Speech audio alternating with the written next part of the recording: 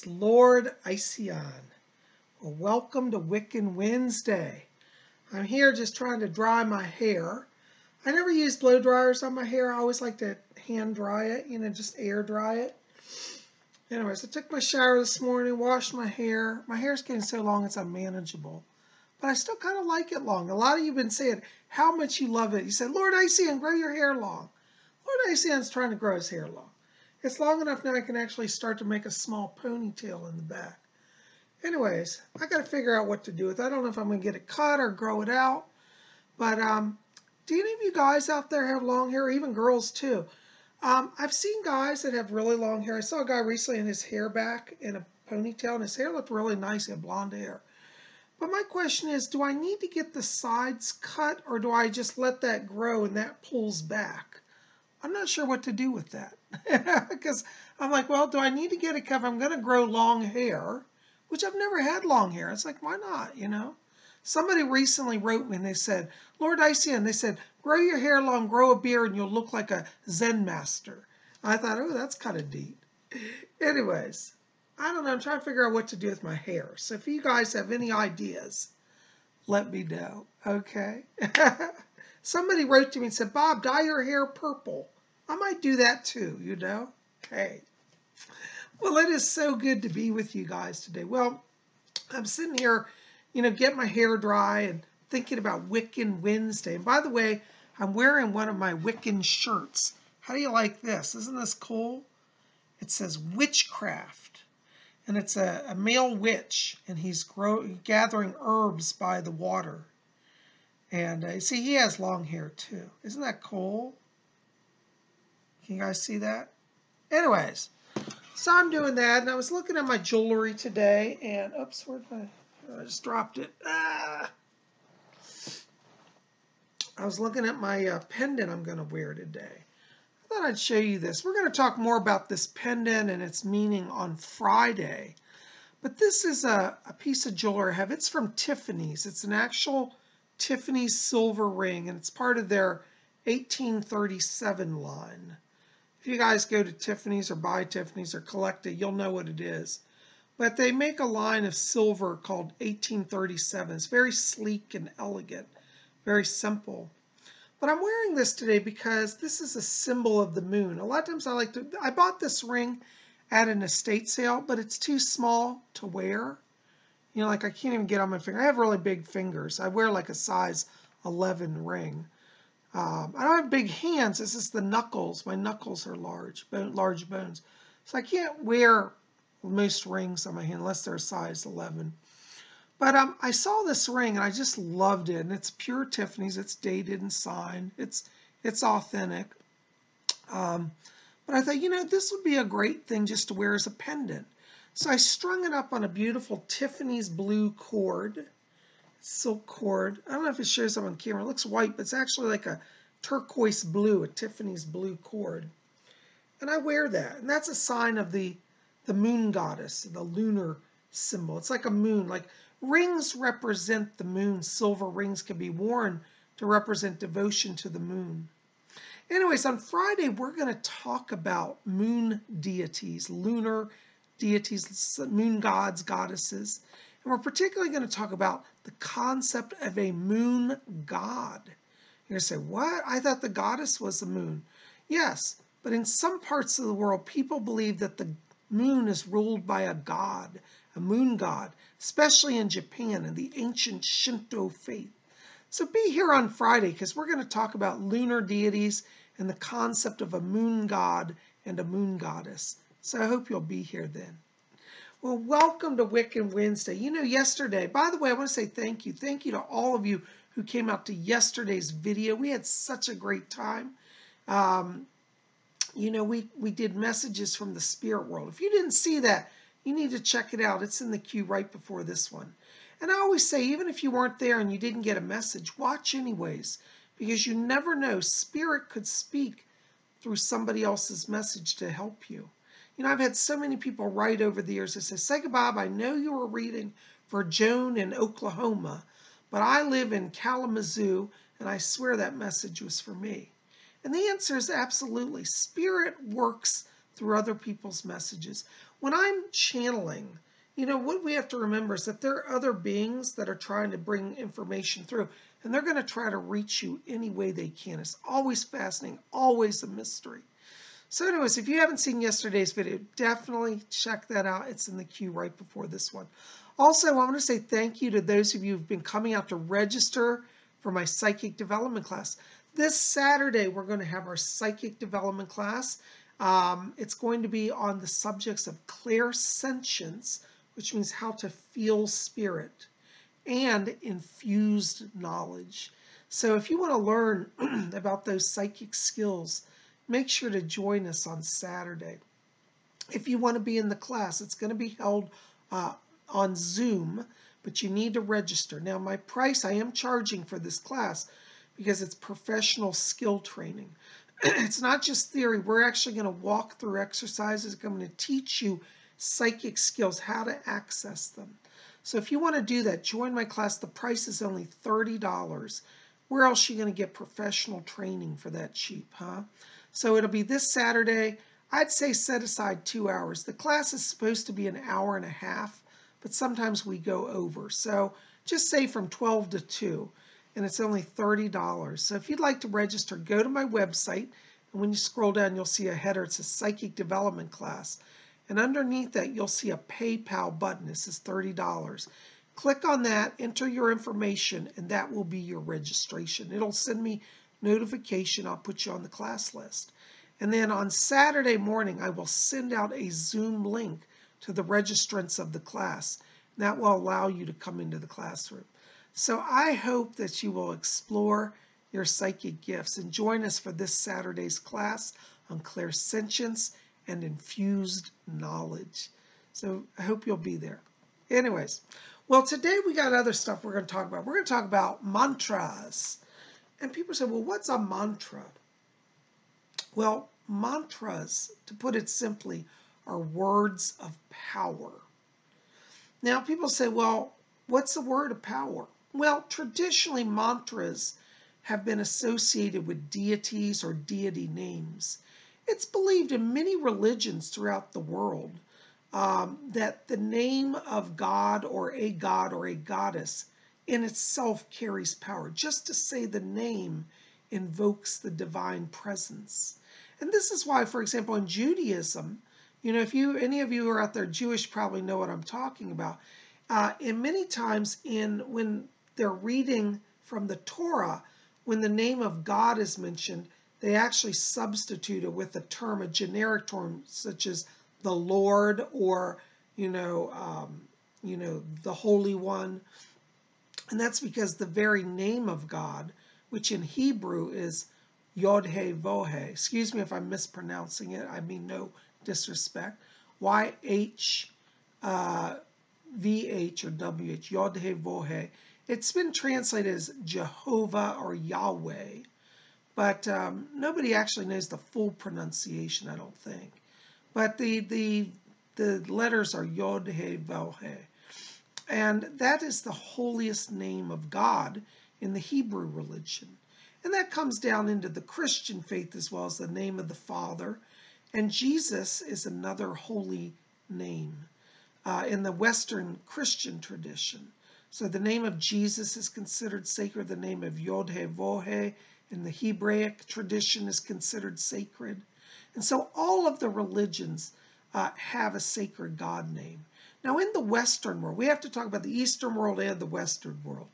In the Western world, the ancient pagan beliefs were that there were ancient names of gods as well. For example, the goddess Isis was worshipped in ancient Egypt as well as in the Roman Empire, Greco-Roman times, and Greco-Roman empires. And so just to say the name of Isis would give a blessing to somebody. Or the name of Jupiter. People used to make oaths by the name of Jupiter. Jupiter was considered sacred and powerful. And so over time, people started to codify these names and chant them. And so they became what were known as mantras. And in the Western magical tradition and ceremonial magic, there are many instances of the names of divinity or high-powered spirits being invoked. For example, in the ancient, or not the ancient, what's more modern, the Western occult tradition, the names of the archangels are oftentimes invoked as Gabriel, Michael, Uriel, and Raphael, the four angels.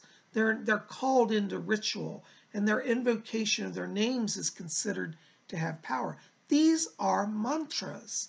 Now, a lot of times when we say mantra, people think of India, Transcendental Meditation.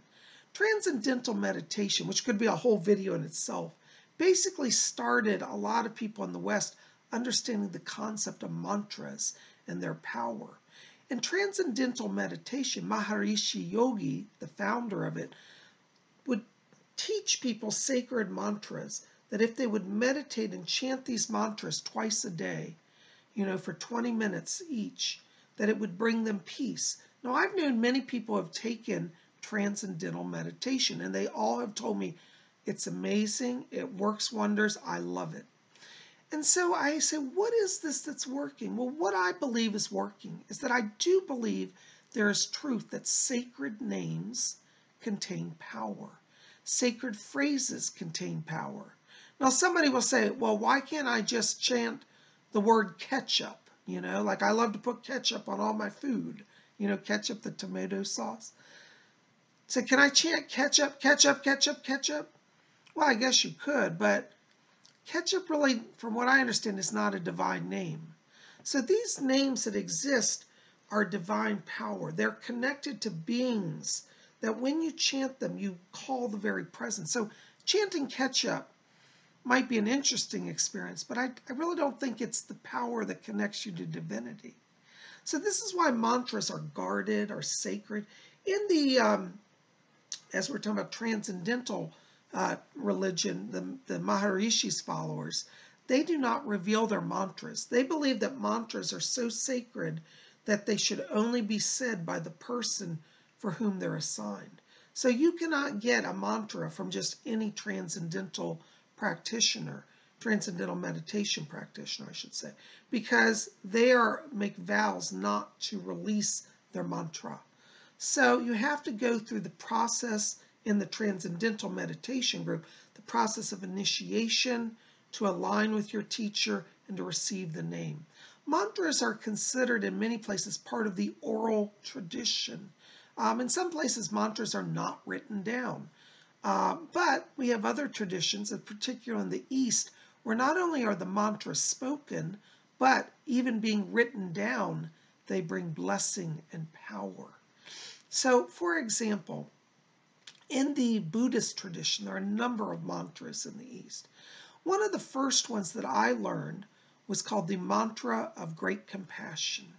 And this is the mantra. I'm going to teach it to you today. It's Om Mani Padme Hum. And it's chanted like this. Om Mani Padme Hum, Om Mani Padme Hum, Om Mani Padme Hum. And it's believed that this is the mantra of Kuan Yin, the Buddhist goddess of compassion and mercy. And it's believed whenever this is chanted, you call down upon yourself alignment with Kuan Yin, and that you release that vibration to the whole world, that compassion and release from suffering is granted to all sentient beings. What a wonderful thing. You'll see if you do research on Tibet, that in Tibet, many of the people there walk around little prayer wheels that they hold in their hands, and they spin them around. Inside the prayer wheel is written the mantra on a script. Now, because of modern computers, and I've researched this, they can now micro shrink the mantra down to microscopic size. And on one strip of paper, like 20 feet long, they can get like 10 million mantras on one strip of paper inside one little prayer wheel. And this is considered very powerful because when the mantra is chanted, it releases power. When the mantra is active, when you take your consciousness and you spin the prayer wheel, all of the mantras inside are released. It's like the movement releases power, kind of like kinetic energy empowers the mantra. And so if you spin a prayer wheel that has all these mantras on the script inside, you are now releasing immense amounts of power. In fact, hold on, let me show you something. You know, they say that a picture is worth 1,000 words, or in this case, maybe 1,000,000 words. This is one of my prayer wheels. I've had this for about 20 years. I got it years ago. It's old. But this is in Tibet, the people have these in their homes. They have them in temples. In Tibet, they make giant ones, like the size of like oil barrels, and they're filled with mantras. But the concept of the prayer wheel is, in fact, let me give you just a tour of the prayer wheel. So on the outer edge of the prayer wheel, you'll notice here there are letters going across. What this says in script, and this is Sanskrit, but it can be in Tibetan or Sanskrit, or even English, Romanized letters, is Om Mani Padme Hum. That means that's the mantra of great compassion. Hail the jewel in the lotus. It's a praise to the goddess Kuan Yin, or in Tibet they call him Chenrezig, Avalokiteshvara. Either way, I just say Kuan Yin because it's easier, and I work with Kuan Yin. And so it's believed that when you spin this one, by the way, there are 4 of these. There's one here, one below it, and then 2 on the other side, above and below. So there are 4 mantras. So when I spin this, each spin is releasing 4 mantras to the cosmos, because it's believed that by my intent to spin it, I'm releasing the mantra. So the mantra is so powerful that in written form, it can be released to the ethers. So when I spin this, if I just spin it one time, I've released 4 mantras. That's actually probably about 2 times, 8 mantras. If I spin it really fast, how many times is this? How many mantras have I released? You see, in mantra work, and this is a form of magic, I believe, it's believed that it's kind of like a form of spellcraft. We are actively releasing power to bring about change. So by spinning that prayer wheel, I've released a lot of mantras now. And I am sending the power of Kuan Yin to all those who suffer. And so whenever I spin my prayer wheel, I always say, may these mantras be released to all the suffering beings. Wherever there is suffering, may this mantra come and bring healing, compassion, and solace. And so I'll chant it as I spin it. Om Mani Padme Hum, Om Mani Padme Hum. Now, if you think that's cool, it gets even cooler, because this prayer wheel is hollow inside. You're going to say, what? I'm going to show you the secret of the prayer. This is where the real power comes in. If we take off the top of this prayer wheel, you'll see it's got this is the center axle, but inside, you're going to see this scroll. All right, so inside the prayer wheel, it's a hollow barrel, okay? And in that barrel, around the axis, sits this mantra scroll. And this mantra scroll has the mantra Om Mani Padme Hum printed on it in Sanskrit. And this is mantra as the wheel spins. This is written hundreds of times on this paper. It's rolled up. You can see it's a whole scroll over and over and over. Om Mani Padme Hum, Om Mani Padme Hum. For like, this is probably like 6 feet long. Okay, so imagine how many mantras. Now this is an old mantra wheel. In the old days, this is about as many as they could get on a paper. Where they make large ones where they have thousands and thousands. But nowadays, thanks to technology, the newer prayer wheels, the fonts on these are shrunk down to micro dot size. And so you'll see like little tiny little pinpoints will solidly fill the paper. And that means that the mantra is released millions of times. So within one microdot, they can get 10 times what's on this one scroll. And imagine this one scroll filled with microdots. It's about, actually, I think this scroll measures about 8 feet long when you unwind it. Can you imagine how many mantras could be released? So the work of the spirit through mantras can be increased through prayer wheels, I believe. Now, it's a Tibetan tradition, but I think it's true. So we want to put our mantras back in there. Even if I lost that scroll, I would still have at least 4 mantras being released with one spin. So do you see what I'm saying, guys? It's a wonderful way to increase your power. And I think we in the West should study this. So this mantra is Om Mani Padme Hum. Now you saw I just spin that wheel. All of those mantras inside are being released to the ethers. You have to set the intent, because remember, a magic intent. But this is one way to work with mantras. Get a prayer wheel. Om Mani Padme Hum. Now how many mantras? I just released thousands in just a moment. That's pretty cool. I got to give it to the Tibetans for discovering this form of magic. Now, with that mantra, Om Mani Padme Hum, we can also wear it as a pendant. I showed this to you last week. This is my pendant. It says Om Mani Padme Hum, and it's got turquoise on it. Turquoise is believed to protect from evil. And this pendant, just by wearing it, as it swings on your neck, it releases power. And anybody who sees the mantra, even if they don't understand it, get a blessing. Because as the wearer of this pendant, I have to set the intent that I align with the mantra. I at least chant it. Everybody who has a mantra pendant should chant it at least once a day. Om Mani Padme Hum. And then wear it with the intent that whoever comes in contact and sees this will receive the blessing. So you could walk through a crowded shopping center wearing this pendant, and everybody who glances at you or notices it, they're now getting a blessing.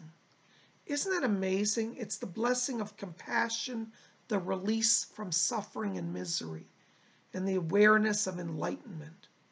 Pretty cool. I also have another mantra pendant, which is Om Mani Padme Hum, the sacred mantra on this Tibetan gao. This is a prayer box, and inside of it, now this one doesn't have prayer scroll, but some of them have prayer scrolls. And these open up, and a lot of times, let's see if I can open it. A lot of times they'll open up to have like sacred crystals in them or prayers on scrolls. Here it is. This is hard to open. But this pendant opens up. Let's see if I can bring it up here. And it's a box. It's like a locket. So stuff can be stored inside of it. Some people carry consecrated rice in it that's been offered to the Buddha. They'll carry that to Kuan Yin. And so this is sealed. If I can seal it now. And you just seal together. These are really nice. These are all handmade in India, Nepal, and some in Tibet. Since the communist incursion into Tibet, a lot of the Tibetan crafts production has been stopped or halted by the communist government. But a lot of it's now made by Tibetans in exile in Nepal and India. So that says Om Mani Padme Hum. Again, like the other pendant, just by wearing it, I'm getting the blessing. And anybody who sees it gets the blessing. And if it swings, while I'm wearing it, it's releasing power. It's very interesting. So mantras can be spoken, or they can be visualized and transmitted through the ethers. Now, some of you have also seen it, because I'm crazy about that mantra. It's my favorite mantra. I also have a bracelet, which is a feng shui bracelet. It has a golden dragon on it. And then on each of the beads, it carries the mantra Om Mani Padme Hum in Tibetan script. So this, whenever I wear it, also generates power and blessing. So putting on that bracelet, and as I walk and I meditate, I release these mantras. Now, how many beads are on here? Maybe 30 beads? All right, so just by wearing this and moving and meditating, I'm releasing 30 prayers, 30 mantras every time I think about it. So isn't that amazing? So you can spread the vibration of the mantra through very simple ways. Now, that's only one mantra. There are a lot of other mantras. Actually, we may have to do different videos, because I think just talking about Om Mani Padme Hum's filled up most of the video. So we'll just leave it there today. We're going to just start with that, because I want you to learn one mantra and really concentrate. I think if I go into 20 mantras, it's going to confuse everybody. So we'll just start with the concept of mantra today. and that you can explore working with mantras. You might want to get a prayer wheel. Look at that. Just doing that with the intent to release mercy and compassion. We are healing sentient beings throughout the cosmos. And this is one of the things that the mantras that are chanted aren't just in your local area, they go through the entire cosmos and all the worlds. So not only are you affecting people on Earth, you're affecting people on other planets and other dimensions where the vibration will travel. So Om Mani Padme Hum is a powerful mantra. And I'll put the words, the English transliteration, or the Roman transliteration, I should say, in the info box below so you can copy it. You could copy it and paste it onto a piece of paper and print it and just hang it up in your room. Just seeing it gives you a blessing. You don't have to spend a lot of money buying jewelry.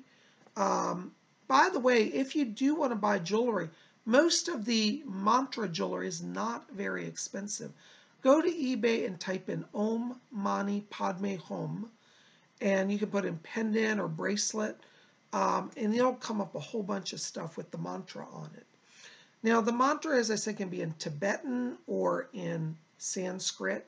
As you study it, you'll have to do research on this. Look it up. You'll get to know the characters. And as you study, you'll get to recognize it. Like I can actually read, like that says Om Mani Padme Hum, because I've studied the Sanskrit version and the Tibetan. And then I'm going to teach you the Roman version so you can know how to pronounce it. But if you can't write in Sanskrit or Tibetan, you can write it in we call it the Roman transliteration, which is the Roman letters O-M, M-A-N-I, And that is considered a valid form of the mantra. So you could write that on paper, hundreds of times, and, cut it up and put it inside a prayer wheel, or throw it into the wind and release it. In Tibet, they believe that prayers are released to the winds. And so they even make prayer flags. You can get a prayer flag or get a flag and have that put on it. And when it blows in the wind, it's believed to release the prayers to the wind. I really love that, So the mantra is a powerful form of magic. People say, well, I never heard Buddha say it's magic. Well, they may not call it magic, but it is, because magic is about changing reality through our consciousness, our conscious will coming into alignment with power to bring change. And so when we spin our prayer wheels and we want to release power to help suffering, and we chant Om Mani Padme Hum, Om Mani Padme Hum, I just released hundreds and hundreds of mantras there. It's amazing. And if you want to focus that on somebody that needs help, like a person who's ill or sick, just send those mantras, spin the wheel with the intent.